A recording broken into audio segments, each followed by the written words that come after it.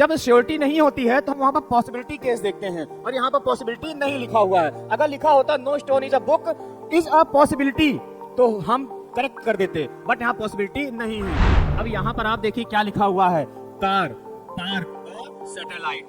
अब ये बताइए क्या तीनों में कोई रिलेशन है? इस तरह के जब भी क्वेश्चन आए आपको स्क्वायर्स और क्यूब को याद करिएगा, फिर इसमें अप्लाई करिएगा होता है कि नहीं। प्लस माइनस का भी आप ध्यान रखेंगे इस पर।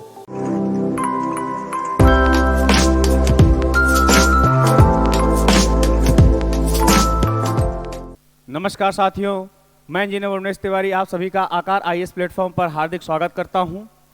आइए आज हम चर्चा करते हैं प्रैक्टिस सेट 8, किसका? समीक्षा अधिकारी, सहायक समीक्षा अधिकारी 2023।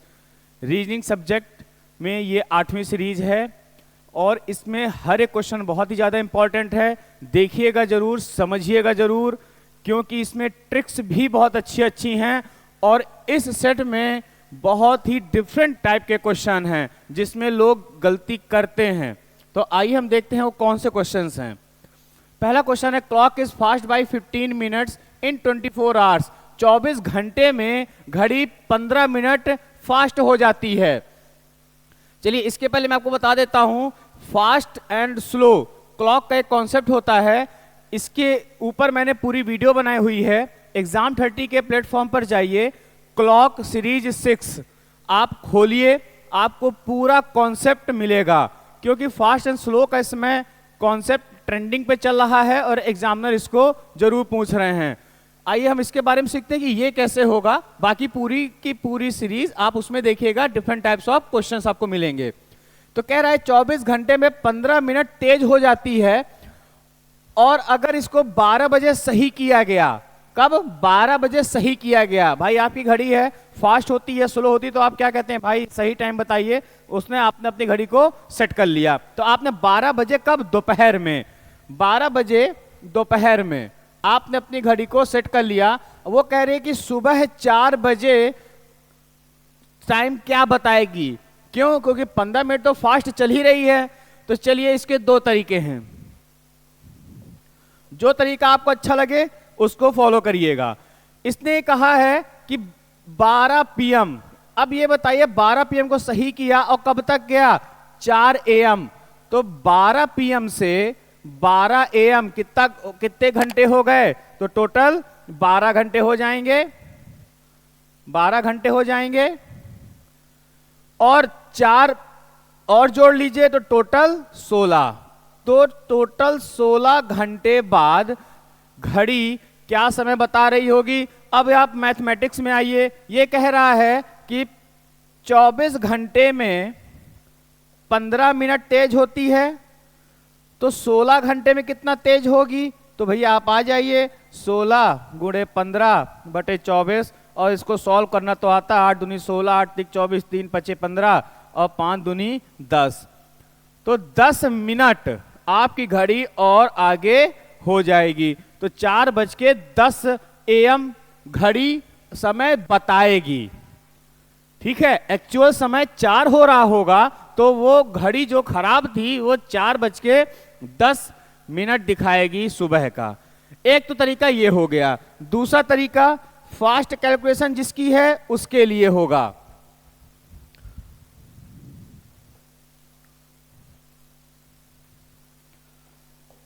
ये बताइए 24 घंटे में कितना 15 मिनट टाइम उसका बढ़ रहा है? तो 24 घंटे में 15 मिनट होगा, तो 12 घंटे में कितना बढ़ रही होगी? 12 घंटे में तो 7.5 मिनट, 7.5 मिनट बढ़ी होगी। ठीक, तो कितना घंटे का डिफरेंस आ रहा है? तो आप ये बताइए 12 नून से 12 मॉर्निंग, 12 PM दोपहर 12 बजे से रात 12 बजे कितना घंटा हो गया? 12 घंटे हो गए। मतलब हमारे पास 7.5 मिनट तो घड़ी तेज चल चुकी है। अभी घड़ी को और कितना चलना है? 4 घंटे घड़ी और चलेगी। तो 12 घंटे में 7.5 मिनट होता है, तो 4 घंटे में कितना मिनट बढ़ेगी? 2.5 मिनट बढ़ेगी। तो 4 घंटे में 2.5 मिनट बढ़ेगी। 12 घंटे में 7.5 मिनट बढ़ चुकी है, तो 4 घंटे में 2.5 मिनट बढ़ेगी, टोटल 10 मिनट आ गया। देखिए कोई कैलकुलेशन करने की जरूरत नहीं है, तुरंत तुरंत कैलकुलेशन करना है। यही तो तरीके होते हैं जो हमको एग्जाम में फॉलो करने होते हैं। लोग मैथमेटिकल तरीके से करेंगे, आप दिमाग से करिए कि 24 घंटे में 15 मिनट तो 12 घंटे, मतलब 24 का हाफ हो गया 12, तो 15 का हाफ हो गया 7.5, और 4 घंटे में तो 12 का 1/3 है तो 7.5 का 1/3 2.5 होता है। देखिए दोनों कैलकुलेट कर दिए, 10 ही मिनट तो बढ़ेगा आगे। ये सब तरीके हैं, आप लोग सीख लीजिए जिससे क्वेश्चन बहुत जल्दी सॉल्व हो। ये क्वेश्चन आप इस चीज को ध्यान रखिएगा, मोस्ट इंपॉर्टेंट क्वेश्चन है ये, मोस्ट इंपॉर्टेंट क्वेश्चन। इसमें 2 कॉन्सेप्ट आएंगे आपके सामने। आइए क्वेश्चन को सॉल्व करते हैं। ऑल चेयर्स आर टेबल, तो चलिए ऑल चेयर्स आर टेबल ऐसे बताया था, और no table is book, no table is book. All tables are stone, all tables are stone. अब ये बताइए, ये कंक्लूजन है, कंक्लूजन क्या कह रहा है? No chair is book, no chair is book, बिल्कुल सही। क्यों सही है? क्योंकि कह रहा है कि नो टेबल इज बुक, कोई भी टेबल बुक नहीं है, और जो चेयर है वो टेबल के अंदर है, पूरा का पूरा समाहित है। इसलिए जब टेबल का कोई रिलेशन नहीं होगा बुक से, तो चेयर का भी कोई रिलेशन बुक से नहीं होगा। इसलिए ये हमारा कंक्लूजन सही है। No stone is a book, no stone is a book, नहीं, ये गलत है। क्यों गलत है?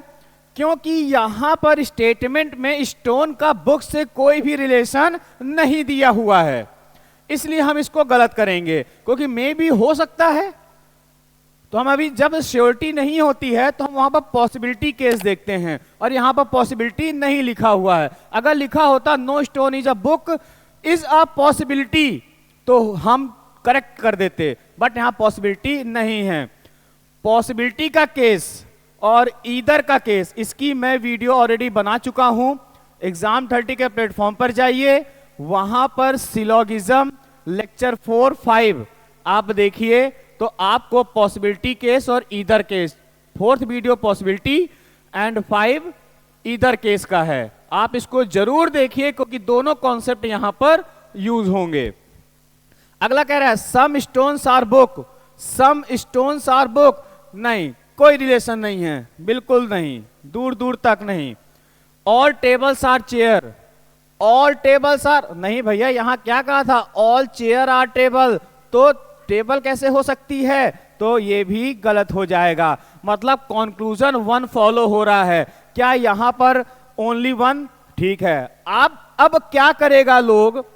देखा कि हाँ पहला फॉलो कर रहा है, तो वो इसको टिक करेगा और आगे बढ़ जाएगा, और वो सोचेगा मेरा सही है, बट एक्चुअली में वो गलत है। क्योंकि ऑप्शन बी भी आइए, ओनली 1 एंड ईदर 2 और 3 फॉलो, और उसको ईदर केस नहीं आता है। तो चलिए इसके बारे में सीखते हैं क्या है। जब भी ईदर केस आएगा तो हम ये देखते हैं कि 2 और 3, क्योंकि 2 ही 3 के बारे में बात कर रहा है, तो हमने कहा कि यहां स्टोन, यहां स्टोन, यहां बुक, यहां बुक। पहली कंडीशन हमारी कंप्लीट हो गई, क्योंकि ईदर केस कहता है कि जब दोनों कंक्लूजन गलत होने चाहिए, देखिए दोनों कंक्लूजन गलत हैं, दोनों वर्ड सेम होने चाहिए, तो दोनों वर्ड भी सेम हो रहे हैं ऊपर और नीचे दोनों कंक्लूजन पर। और तीसरा ये कह रहा है कि सम अगर यहां पर लिखा हुआ है तो सम के साथ नॉट की पॉसिबिलिटी आनी चाहिए, मतलब सम के साथ नो आएगा। इसीलिए ये हमारा कंक्लूजन या तो ये सही होगा या तो ये सही होगा, तो ईदर 2 और 3 फॉलो हो जाएगा, तो ईदर 2 और 3 फॉलो होगा। इसलिए ये वाला गलत हो जाता है और ऑप्शन बी सही हो जाता है, क्योंकि ओनली 1 फॉलो भी दिया हुआ है, ईदर 2 और 3 भी फॉलो दिया हुआ है। इसलिए ऑप्शन बी की पहला सही है और दूसरा तीसरा ईदर के केस में आ रहा है। यह क्वेश्चन बहुत ही ज्यादा इंपॉर्टेंट है, आप इस क्वेश्चन को जरूर देखिएगा। फाइंड द मिसिंग नंबर, देखिए भाई इसमें क्या करना है। इस तरह के जब भी क्वेश्चन आए आपको स्क्वायर्स और क्यूब को याद करिएगा, फिर इस पे अप्लाई करिएगा, होता है कि नहीं। प्लस माइनस का भी आप ध्यान रखेंगे इस पर।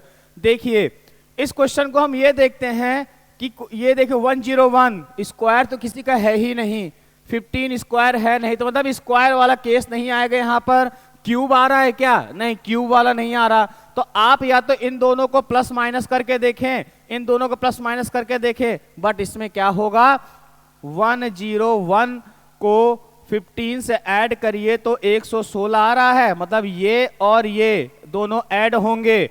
फिर इसको माइनस कर दीजिए इससे और इससे, कितना हो जाएगा 78, और 116 माइनस 78 करते हैं तो आपका आंसर आता है 38। मतलब कि हमको ये मिल गया कि इसको और इसको जोड़ो, इसको इसको जोड़ो और फिर उस पे क्या कर दो, माइनस कर दो। आइए यहां देखते हैं 184 और 48, 232 आया, उसको माइनस करिए इन दोनों को, 56 40 60 30 90 होता है, और जब इसको करेंगे तो 9 4 13, 142 आपका आंसर आएगा, और आपका 142 ऑप्शन ये दिया हुआ है। नेक्स्ट ये देखिए, ये भी आपका वेन डायग्राम से रिलेटेड क्वेश्चन है। इसमें कैसे करेंगे, इसमें कह रहा है कि क्वेश्चन कह रहा है कि how many cardboard boxes are not white, मतलब कार्डबोर्ड भी हो बॉक्स भी हो बट वाइट ना हो। इसको ऐसे समझिए, आपके पास ये डायग्राम है तो जो ट्रायंगुलर पार्ट है, ट्रायंगल वाला, वो कार्डबोर्ड है, और जो ये वाला पार्ट है बॉक्स वाला रेक्टेंगल, वो वाइट है, और जो सर्कुलर है वो बॉक्स है। ठीक, अब इसमें हमको ये देखना पड़ता है, इसने कहा कार्डबोर्ड है बॉक्स भी है, तो देखिए ये कार्डबोर्ड है और ये बॉक्स है, इसमें तो ये भी कॉमन है, ये कॉमन है, ये कॉमन है, ये कॉमन है। अभी हम सिर्फ कार्डबोर्ड और बॉक्स की बात कर रहे हैं, मतलब एक ये है और यहां से हमारे पास ये बना हुआ है, इसमें 6 दिया हुआ है, 7 दिया हुआ है, 4 दिया हुआ है, 10 दिया हुआ है, क्योंकि ये कार्डबोर्ड है और ये बॉक्स है। बट उसने कहा कि वाइट नहीं होना चाहिए, क्या, वाइट नहीं होना चाहिए। और वाइट में क्या क्या है, 7 है और 10 है, तो 7 हटा देंगे, 10 हटा देंगे। अब आप यहां पर ये देखिए कि 6 है 4, कार्डबोर्ड है ना, तो कार्डबोर्ड की ये लाइन आ रही है, इसके अंदर जितने भी आइटम होंगे वो कार्डबोर्ड होंगे, तो 6 अंदर आ रहा है ना, बाहर नहीं। बाहर जो 4 है वो बॉक्स है, सिर्फ बॉक्स है और कुछ नहीं है। इसमें कार्डबोर्ड और बॉक्स दोनों है, तो इसका ऑप्शन क्या हो जाएगा, 6 आएगा, ऑप्शन ए आपका ये करेक्ट होगा। तो इसको ऐसे किया करिए। ये है which Venn diagram correctly illustrates the relationship between the following. देखिए ये भी वेन डायग्राम का क्वेश्चन है। वेन डायग्राम का क्वेश्चन बहुत ही चर्चित है आज की डेट में कि आप कितना ज्यादा सोच सकते हैं, समझ सकते हैं। अब यहां पर आप देखिए क्या लिखा हुआ है, कार, पार्क और सैटेलाइट। अब ये बताइए क्या तीनों में कोई रिलेशन है? सैटेलाइट ऊपर साइड होता है, कार रोड में चलती है, पार्क घूमने की जगह होती है, तो क्या कोई जगह, कोई ऐसा चीज कॉमन है किसी पे?